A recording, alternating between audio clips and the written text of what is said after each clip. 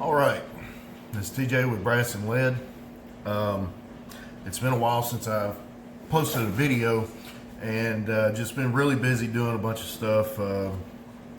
Really not shooting related. I did build the targets and stuff. I just got really, I got really frustrated with the whole video thing. It takes a long time for me where I am due to us not having any type of high-speed internet and stuff like that.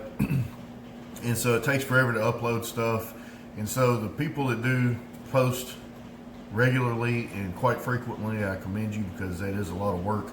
And I really don't do that much editing in the videos. All I do is just chop them up basically and try to put a little cheap-ass intro and outro on there. Nothing fancy. Of course, I'm filming this with a cracked screen cell phone, but I did feel like this what I'm making here is kind of important. Of course, everybody knows that, or most of you know that I've been putting together a AR platform 308. Now, I'm here at my workbench, and I got the Burris pepper mount. The scope isn't in yet, hopefully today. So I just got it sitting on there just to see what it looks like. But that's not what this is about. I've been reloading for a while now, and I feel like I have a pretty good grasp on how things work in different platforms. You know, bolt action pistol, revolver, you know, automatic pistol, revolver, bolt, you know, ARs, stuff like that. I do a lot of reading, and I read everything I can get my hands on that pertains to this kind of stuff. And of course, I watch a lot of YouTube videos. There's tons of excellent information on there. But one thing that I found is that the Ar10, the 308 platform, can be a really finicky beast. So, but I see that as a challenge. I don't see that as a bad thing. So I really have enjoyed the process of trying to troubleshoot and figure out things, but I'm actually getting to the point to where it's quite difficult to pinpoint what the issue is with this thing. And I'll kind of run you down the pedigree of the different things that I've done. This thing has an adjustable JP gas block, whereas I guess I can go ahead and tell you how this thing started. It's just an M5 Aero Precision upper, lower, and handguard. So we know that all that stuff is good to go. We got a rifle, Aero rifle length fixed stock gas buffer tube. And I have just a Magpul fixed stock on there. And then that's pretty much how the rifle started life. And a FAXON bolt carrier group, that is. And just a cheap bipod up there. Got a Yankee Hill machine. Muzzle device down there. I don't really... it's cool looking and everything, but it's extremely, to me, it's loud. And I don't like the way how hard it is. You have to time it, and you have to put shims on there. So I have one shim and a crush washer, and it's hard to, and it's got these flat sides, of course, so that you can put a wrench on it and time it, but I just don't really care for that. And honestly, I ordered another, just a regular AR style muzzle device, just a flash can. Nothing fancy. It's not a brake or anything. So flash hider. And so I'm gonna try that out and see how it does with accuracy, and if that thing has been pushing me to one side or the other.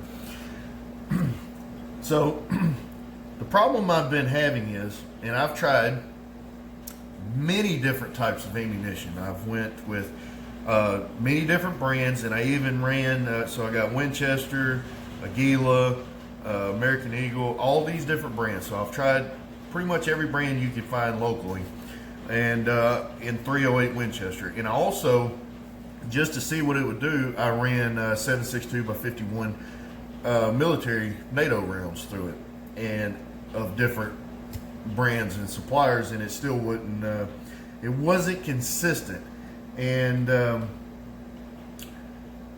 what I mean by that is the problem that I was having is the bolt carrier group.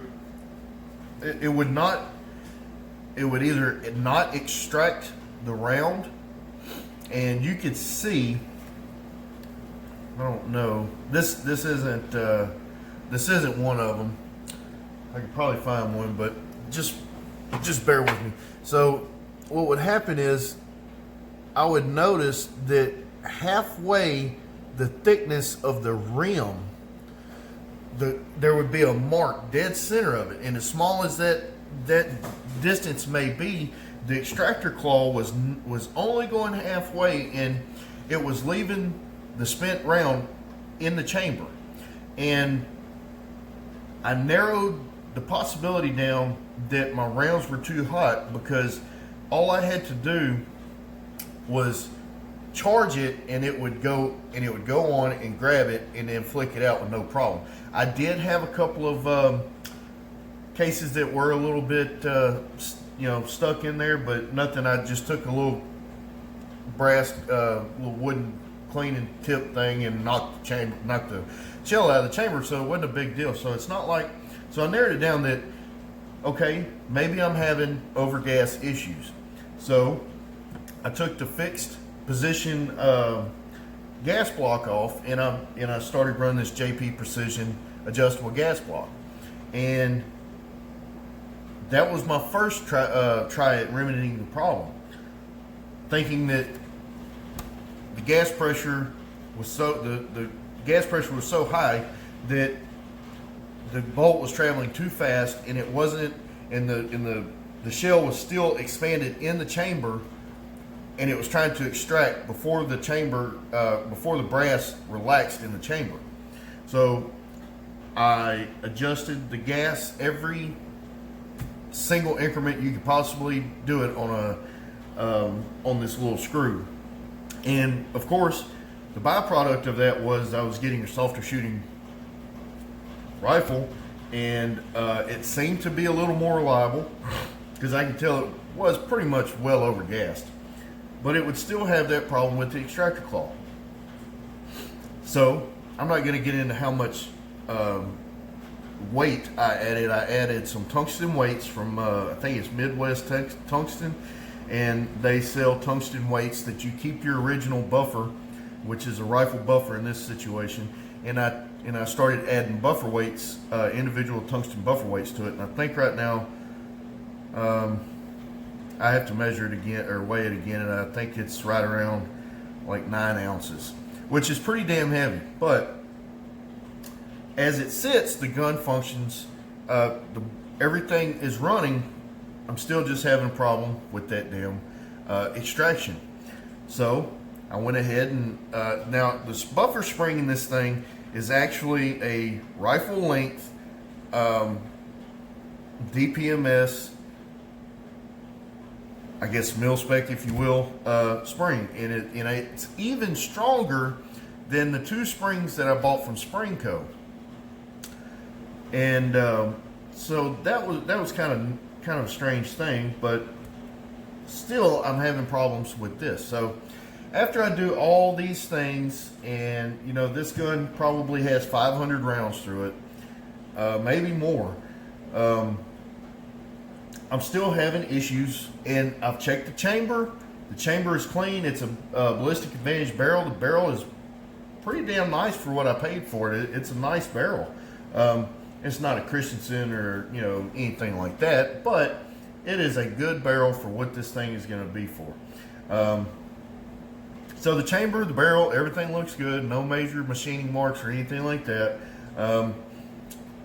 It would be cool to get one of those chamber homes and just really make it really nice and polished. But besides that,